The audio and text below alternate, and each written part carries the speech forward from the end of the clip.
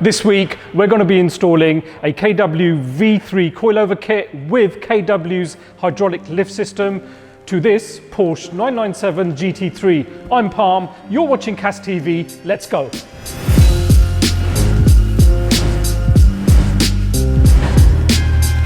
Yes guys, welcome back to the channel. This week we're going to be installing a KW V3 kit to Raj's Speed Yellow 997 GT3. Yeah, that was a mouthful. Now this is a club sport, so it comes with the fixed back bucket seats and a roll cage as well. Absolutely lovely car, low mileage car, but over the years it's obviously been driven hard and the front suspension is on its way out. There's a few knocks and bangs on it, so rather than just replace it with Porsche struts, we wanted to get the car a little bit lower anyway, so we've opted to go for KW V3 coilovers. But these particular cars, when you lower them a little bit, they just sit too close to the ground and they do become a bit of a pain to drive. I had KW V3s on my 997 without the HLS. Although it looked fantastic, it drove fantastic, it was just too low, and yeah, even I struggled to get it in my drive. So in addition to the V3s, we're going to also be installing the hydraulic lift system, more commonly known as HLS.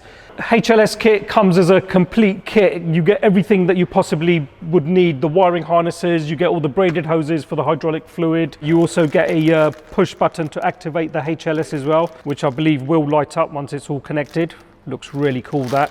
So it is a full kit. They even supply you with hydraulic fluid. These are the lift cups that the hydraulic fluid goes into. They should open up like that when you activate it to raise the front of the car, just to get over speed humps and whatnot. And this is the actual HLS main system. Now this, you remove the battery in the front of the car. This then goes in place. That's your HLS pump, which all the hoses are going to come off and go to the struts. And then you remount your battery back in this tray here. So very, very cleverly thought of. It is a full kit specifically for the 997. It should almost look OEM. And then again, V3, really, really good piece of kit, as well as coming with compression adjustment. It also comes with rebound adjustment as well. Look at that, absolutely beautiful. And there's also a bonus as well. We're also going to be fitting some new wheels to go with this car because the tires on this car are shot. The wheels we've decided to go for are the OZ Ultra Leggera HLTs, 19.8.5 on the front and 19 by 12 on the rear, which I believe are very, very close to the OEM sizes. So we'll be running OEM spec tires as well. And they're finished off in a lovely matte silver as well, which I think will really work really well on this car. Super lightweight, super strong. I think they're going to look pretty cool.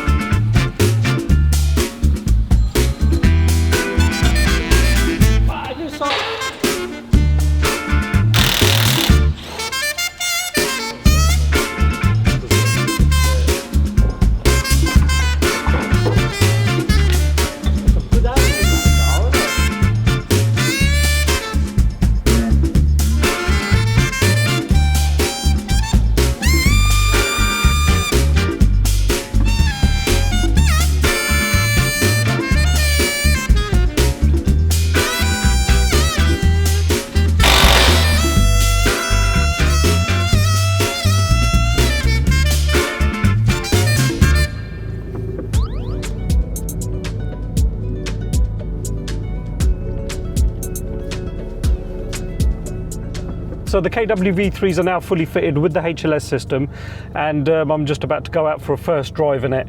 Install time on this kit is about 2 to 3 days.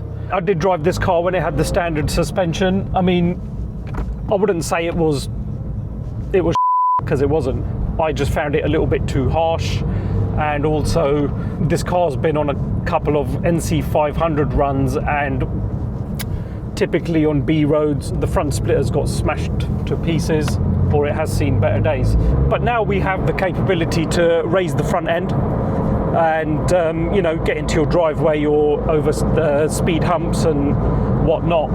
The really clever thing about this system is that it's wired into the CAN bus system on the vehicle, so if you raise the vehicle, you can carry on driving without having to worry about dropping the car down, because as soon as you hit 50 miles an hour, the car will itself go back down to normal drive height.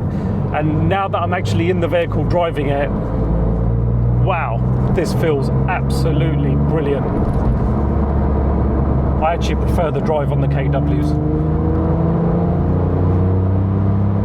Now remember, after any suspension work, it's always a good idea to get four-wheel geo setup done, and the car is booked in for that. It feels sporty, but it's pretty comfortable at the same time. You are in a GT car at the end of the day. It's got to feel sporty, right? Whoa.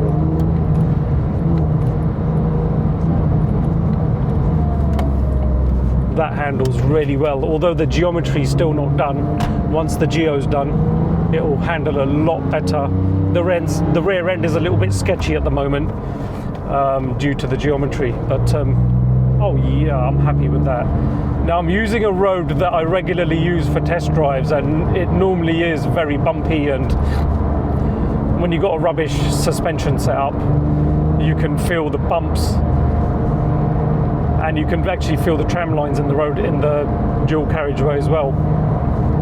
But so far, so good. This is flipping cool.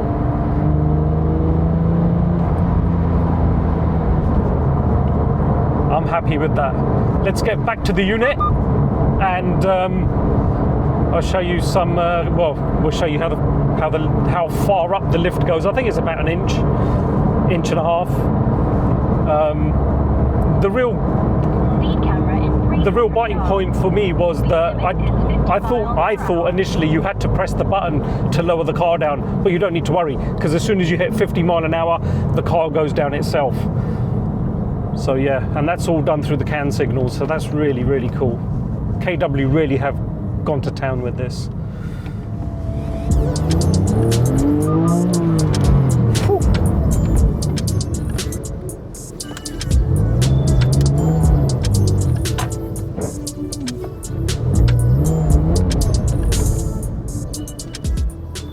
I'm super happy with that. So let me just show you where we've mounted the HLS button. It's just here. This normally would have been a little ashtray, but let's face it, you're not going to smoke in a GT car. You're not going to smoke in any car these days. Press the button, you'll see it flash as it's raising the car. Once it's fully raised, it will stop flashing. Perfect. You can also put it down manually here as well, and it will do the same thing. It will flash while it's going down. And then once it's reached its bottom limit, the light will turn off. Marvelous. And like I said before, if you don't want to go through the rigmarole of having to press a single button, which is so easy, you don't need to press it. As soon as you hit 50 mile an hour, the car will automatically go down itself. So I've just pulled up to a little ramp outside our workshop, and I'll show you how much it goes up by.